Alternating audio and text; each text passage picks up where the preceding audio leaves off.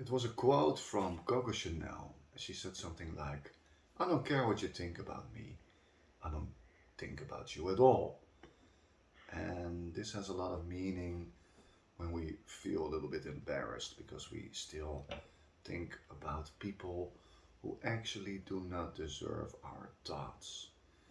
And this, you can find examples for this throughout your whole life. When we're smaller, when we're teens, when we're adults, it happens a lot at the workplace or in school. All of us have many examples about these kind of situations, and we should train ourselves to dissociate with it because it's come on, it's what I'm saying, it's very clear, everybody knows this. Of course it's not helping, of course it's crippling your self-esteem. It's very bad for your self-image, la la la la la. Absolutely. And the examples are legion.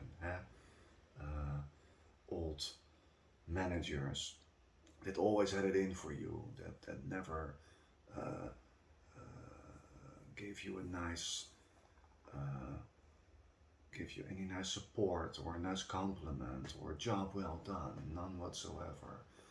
And usually people who are like that not only do not give you a compliment, but are very, very skilled in making you feel extra bad about it. That it's all your fault. It's your fault that they have to react like this and that they say things like this to you, and it's all your fault. And this makes you feel very small and vulnerable and awful, and like you're a little child being told off by your teacher or by your parent or whatever. And it's bad, of course. And sometimes in life, yeah, especially when we've grown a lot, it's very easy to have a nice reply to this, a direct reply. But that's not the most important thing. The most important thing is that you uh, can give these situations the right place in your memory database, that you can uh, um, overcome this, and that you can put this at rest aside you, because it will gnaw on your self-esteem. It will cripple you, and that's absolutely not necessary. And again, it's all they would win even more. This is actually even more than they could foresee to happen. So maybe that's a good starting point to not let them win, and uh,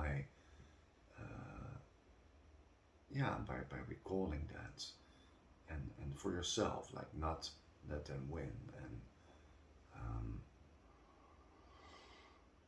also to understand that you did deserve this compliment, you did deserve this support, so you should compliment yourself and pat yourself on the back, because hey, they didn't do it, nobody will do it, so you got to do it yourself. So, and this could be a big help, of course, and also surround you with people, if you have them at all, huh? um, that are positive about you and that can stimulate you, or reassure you that you're actually doing a good thing, or you're a good person. And sometimes we don't even have these people around. So then again, you're you're stuck with yourself. And in this case, you have to be your own best friend. And yeah, understand that primarily it was their goal to really hurt your feeling, to really uh, pull you down and make you horrible, make you feel horrible. And so again, don't let them win. And reassure yourself and convince yourself that you are worth it, that you are doing good, that you are deserving this compliment and deserving this support. Because again, if we don't do it for ourselves, who will? Well, nobody. So these were my 2 cents on this matter. Okay, but how to stop to think about people who not deserve it? How to stop it? Because sometimes we all have something like a very unpleasant situation. Well, if you don't want to let them win, and that be your starting point, then you understand that their only goal is to hurt your feelings, to make you feel small and insignificant, and make you question yourself, make you feel bad about yourself. So then it should become a little bit easier to push them and those thoughts about them out of your life. And that's the most healthy thing you can do, of course. And of course, I'm saying this all like, oh, you should do this and that and tra la la. And it's not easy.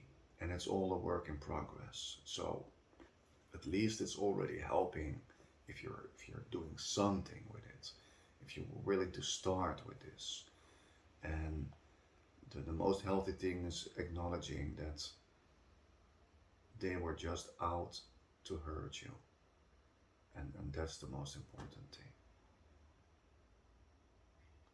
But what to do and how to ignore it when, for example, you work with some sort of these people, or you need for some reason see them every day, or it's somebody. How to stop this unpleasant thinking? Well, yeah, it's much easier when these situations happened in the past, like with your previous job, this happened, or in school, this happened, or something like this. But if it's your current situation, yeah, it's a little bit more tricky. And then it really depends on where you live, what the circumstances are, in the availabilities with the kind of job you're doing. Because if you're really in a situation that everybody's out there to get you and nobody likes you and everybody is against you, then of course you can say, ah, I'm gonna go against it, and I will I will get my respect, and I will get my revenge, or I will get my justice, or whatever. But 9 out of 10 times it's useless and it will not work. So then the best idea is just to say, well, thank you for nothing. Thank you for not supporting me. Bye bye.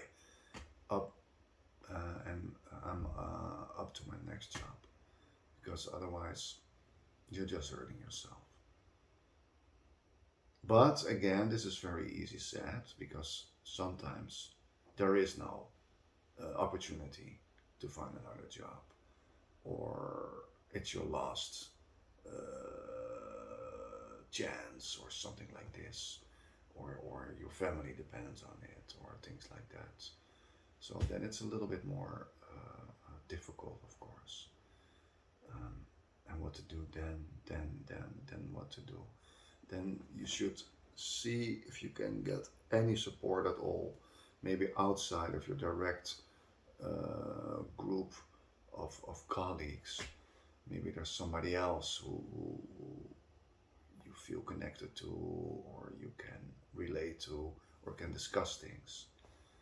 And and if this is not the case, then yeah, the first advice is still the best advice.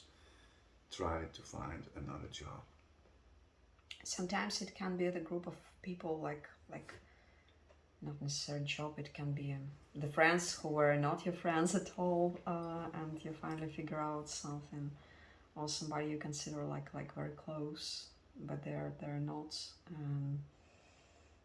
Um, anyway, you're with your feelings. You can be very disappointed, and how to stop.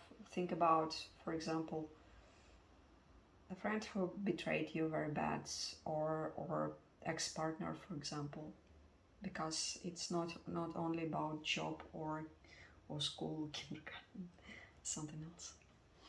No, of course, if it's more in a relational setting or friendships, it's more personal, of course. But yeah, more or less the same rules apply. Huh? We have somebody who deliberately wanted to hurt you, or was doing the best to try to hurt you, or somebody who deceived you or betrayed you. Yeah, then again, you will have to build up your own self-esteem again, and you will have to see and look in yourself at all the nice things you do have, and the nice things you still do, and the things you're very good at, your passions, etc. And try to reflect those on the people you do have around you, to make you understand that you do matter, and you are worth it. And again, it's all much easier said than done, and it's all textbook stuff probably, but at least when you try and start somewhere with yourself, it's always a good thing anyway. And what do you think isn't important to try to care about your reputation? I mean, when we absolutely do not care about what people think about us, could it ruin our reputation? No. Why? Well, no, in the rational, sensible sense, but yes, if you're like completely insane and on a rampage, and doing illegal or self-destructive things, like you're doing lots of drugs, or you're sleeping around with men or women, or you party too much, or you're being obscene, you're being aggressive, you're being childish, or you're making scenes, you're creating too much drama. Of course, of course then when you say like, oh, I don't care, and but yeah, of course it's damaging your reputation then. But if you are a civilized person and you have some culture, and then you say like, hey, I don't care, then it's only a good thing that will make you stronger. And then you don't, and because your reputation is already set, your reputation is already good, and then you will understand that these things will not harm your reputation. So your behavior says about everything more than people talk behind you, right? I mean, your behavior is more important that people talk about you. Yeah, the way you portray yourself, the way you put yourself out there, Mhm. the way you want to, well, not the way you want to, the way others see you because of the things you do.